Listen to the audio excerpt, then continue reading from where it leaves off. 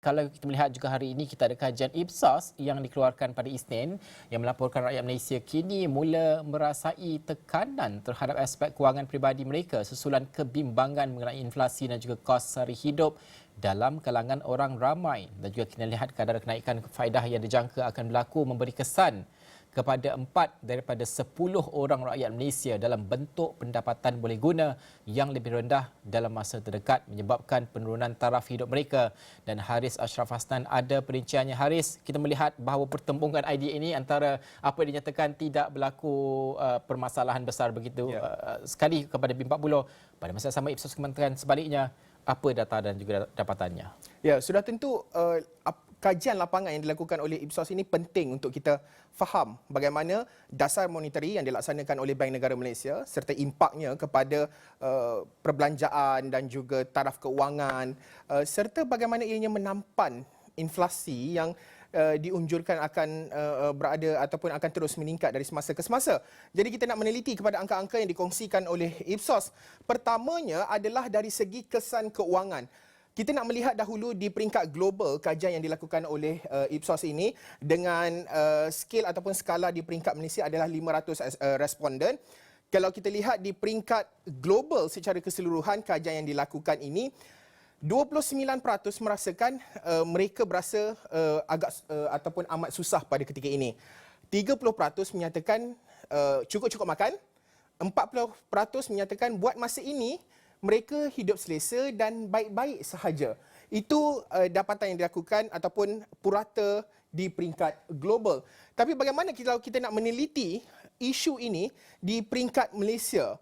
Sudah tentu majoriti ataupun 45%, kita nampak angka di sini, 45% menunjukkan bahawa iaitu hanya sekadar cukup makan apa yang dikatakan ataupun yang dinyatakan oleh rakyat Malaysia ataupun responden Malaysia, 500 responden dari dalam kajian ini, iaitu 45% menyatakan sekadar cukup-cukup makan, 29% hidup selesa baik-baik sahaja, 23% berasa pada ketika ini mereka berasa agak ataupun amat susah. Jadi perlu kita perincikan juga melihat kepada angka dari segi kebimbangan mereka. Secara keseluruhan kita lihat kebimbangan di peringkat Malaysia sudah tentu pertamanya sebelum ini COVID-19, dan pada ketika ini kita lihat iaitu pada Julai 2022 dan juga Jun 2022, isu inflasi serta kemiskinan menunjukkan peningkatan. 42% pada Jun menyatakan isu inflasi menjadi kebimbangan mereka, 35% menyatakan isu kemiskinan menjadi kebimbangan mereka pada Julai 2022. Selain daripada itu, kita nak meneliti dari segi pembelian isi rumah dan juga bagaimana ianya memberi tekanan kepada dan juga bagaimana perbelanjaan pengguna pada ketika ini. Kita lihat sudah tentu sekitar tahun 2021 ataupun penghujung 2021, trendnya di sini kita nampak peningkatan yang cukup ketara dari segi perbelanjaan, pembelian utama dan juga perbelanjaan isi rumah. Namun, trend ini mula menunjukkan penurunan jika anda dapat lihat di sini, iaitu pada Mei sudah tentu seperti yang kita lihat Bank Negara Malaysia mengumumkan kenaikan OPR, BNM, pengumuman BNM itu sudah tentu nampak reflect ataupun kesan cerminan kepada perbelanjaan isi rumah, iaitu dengan menunjukkan penurunan sekitar dalam 34 daripada 43, 36%, 44% di sini terus turun kepada sekitar 34 dan juga 32%. Inilah angka-angka penting yang untuk kita faham, Najib dan juga Nabila, berkenaan dengan bagaimana dasar monetary yang dilakukan oleh kerajaan melalui BNM itu sendiri sebenarnya memberi impak ataupun cerminan kepada isu ataupun perbelanjaan keuangan isi rumah, Najib dan juga Nabila. Okey. Kita ingin mengulas lebih lanjut tentang perkara ini kerana ini penting sekali kerana kita juga adalah BIM40 di Kuala Lumpur ini. Haris, untuk mengulas lanjut ini kita bersama dengan tetamu kita pada jam ini, Muhammad Hafizi, Muhammad Razali, penganalisis kanan Bauer Group Asia. Assalamualaikum, selamat pagi Hafizi, terima kasih kerana bersama dengan kami. Terus saja kepada fakta ataupun angka terakhir yang Haris bentangkan tadi. Berdasarkan data ini, kalau kita melihat minat membeli rakyat Malaysia mula turun sekitar pada bulan Mei dan Jun ketika Bank Negara meningkatkan OPR. Adakah ini memberikan cerminan jelas kepada langkah BNM yang meningkatkan OPR ini, kesannya itu ada kepada selera membeli ataupun tahap kemampuan membeli orang ramai? Okey, terima kasih Najib. Pertama sekali, memang kadar kenaikan OPR ni mungkin memberikan kesan, tapi ia bukannya satu-satunya faktor ya, kerana perbelanjaan yang telah menurun ini juga adalah didorong oleh faktor-faktor lain. Kalau boleh saya kongsikan, yang pertama mungkin adalah kerana sebelum ini antara awal tahun sehingga dalam bulan Mei itu kita diberikan satu flexibility untuk mengeluarkan wang EPF ya. Jadi kebanyakan daripada duit EPF ni telah digunakan untuk menanggung perbelanjaan berikutan kesan COVID dan sebagainya. Dan kedua, dalam masa yang sama juga kita boleh dilihat dari bulan Mei ke atas terdapat peratusan peningkatan harga barang yang sangat tinggi, melebihi 2 digit peratusan ya. Jadi ini mungkin juga telah memberikan kesan kepada pengguna, oleh itu mereka telah mengurangkan perbelanjaan. Dan ketiga, kita dapat lihat ya, terutamanya di jalan raya, terdapat satu normalisasi kehidupan yang bermakna makin ramai orang di luar sana sudah mula berbelanja seperti biasa, seperti pre-pandemic, untuk pergi ke tempat kerja, untuk membayar untuk penjagaan anak dan sebagainya, yang mana telah meningkatkan kos kehidupan mereka jika dibandingkan dengan tempoh mereka hidup di dalam rumah itu semasa tempoh pandemik. Jadi dengan peningkatan OPR ini seperti satu lagi bana kepada rakyat, kerana sudah tentu pendapatan boleh guna mereka juga menurun dan mereka terpaksa membuat potongan-potongan tertentu ya. Jadi ini mungkin mendoronglah kepada penurunan perbelanjaan tersebut. Yang merisaukan saya adalah 31% daripada responden yang telah diinterview itu memotong perbelanjaan mereka untuk membeli barangan makanan ya. Itu adalah sangat merisaukan. Ya. Hafizi, kalau kita meneliti kepada perkara ini, ramai yang menjangkakan termasuk dalam kalangan responden Ipsos. Kajian Ipsos ini juga menunjukkan bahawa ataupun mereka merasakan bahawa kadar OPR itu akan terus meningkat sekaligus mengekang perbelanjaan mereka. Bagaimana kita lihat perkara ini dalam proses pemulihan ekonomi pasca pandemik, pandangan Hafizi? Ya, bagi saya memang kadar OPR ni adalah berkait dengan economic recovery. Itu saya tak nak sentuh kerana itu berkenaan dengan apa yang telah diputuskan oleh Bank Negara ya. Tapi kita memang kena terima hakikat dan menteri sepatutnya tidak boleh mengatakan bahawa golongan B40 tak terjejas. Kerana yang terjejas dengan kadar kenaikan faedah ini adalah bukan sahaja B40 tetapi juga termasuklah M40 dan sebagainya. Dan kita perlu menerima hakikat bahawa mengikut laporan 4 daripada 10 orang Malaysia terbeban dan sememangnya dalam usaha untuk memulihkan ekonomi negara, inilah satu cara yang dilakukan kerajaan untuk mengembalikan proses ke dalam keadaan yang normal. Tetapi walaupun kita dapat melihat ya bahawa kesan polisi sebegini akan menjejaskan momentum perbelanjaan dan permintaan pengguna, tapi ini bukannya satu-satunya faktor kepada pemulihan ekonomi ya. Kita perlu juga ambil kira bahawa terdapat faktor-faktor lain seperti kadar pelaburannya, seperti yang kita bincangkan sebelum ini, kadar pelaburan asing, pengukuhan pasaran kerja juga, dan juga faktor-faktor global seperti kestabilan rantaian bekalan dan juga harga pasaran komoditi. Semua faktor ini berkait rapat dalam membawa negara ke satu proses pemulihan ekonomi. Jadi adalah tidak tepat untuk mengatakan bahawa dengan menaikkan kadar OPR tersebut, secara tiba-tiba ekonomi kita akan bertambah baik. Baik, BNM, kita tahu BNM akan umumkan KDNK Malaysia suku kedua tahun ini pada Jumaat ini. Jadi mungkin apakah unjuran Hafizi sendiri kepada pengumuman tersebut dan apakah alasan di sebalik unjuran tersebut? Okey, saya bukan pakar ekonomi, jadi saya tak ada unjuran yang tersendiri lah. Bagi saya, kalau kita lihat dalam unjuran pemulihan ekonomi oleh para ekonomi ya, kebanyakannya meletakkan sasaran bahawa momentum perbelanjaan dan permintaan pengguna meningkat suku demi suku. Jadi dalam tempoh yang kita akan dapat lihat untuk kuartal 2 ni mungkin akan menunjukkan satu perkembangan lah.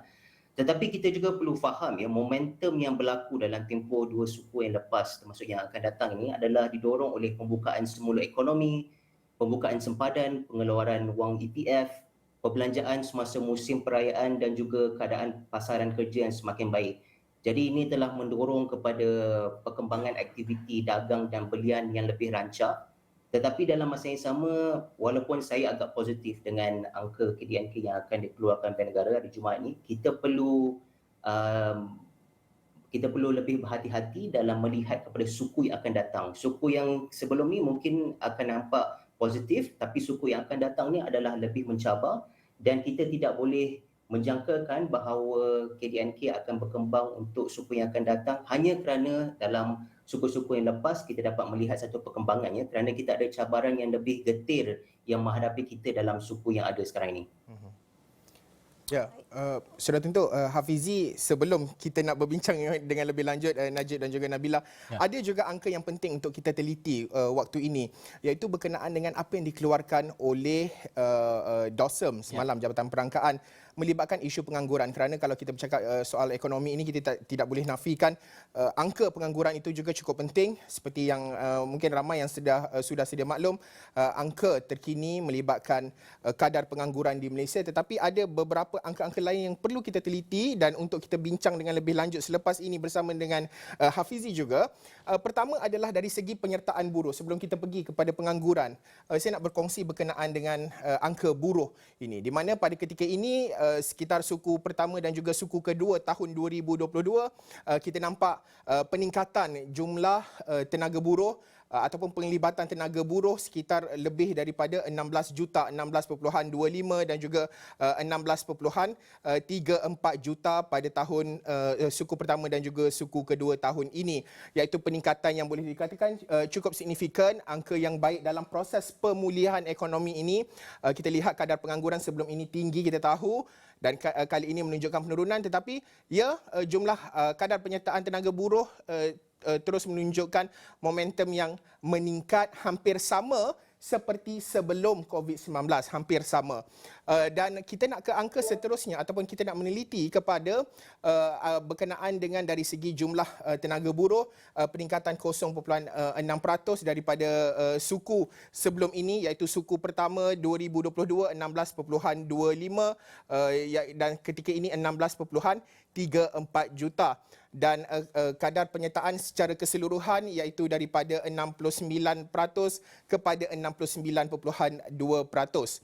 Dan seterusnya dari segi penduduk yang bekerja, sudah tentu lelaki menunjukkan peningkatan yang juga signifikan, iaitu daripada 9.53 kepada 9.6. Wanita juga menunjukkan peningkatan daripada 6% kepada 6.04 kepada 6.10. Dan seterusnya, angka berkenaan dengan pengangguran ini merupakan apa yang penting untuk kita teliti pada waktu ini, iaitu daripada 670 ataupun 671,000 daripada suku pertama telah pun turun kepada 642,000 pada suku kedua, iaitu kadar pengangguran daripada 4.1 turun kepada 3.9. Angka di bawah 3.9 ini adalah angka yang terendah sewaktu Malaysia melalui pandemik COVID-19.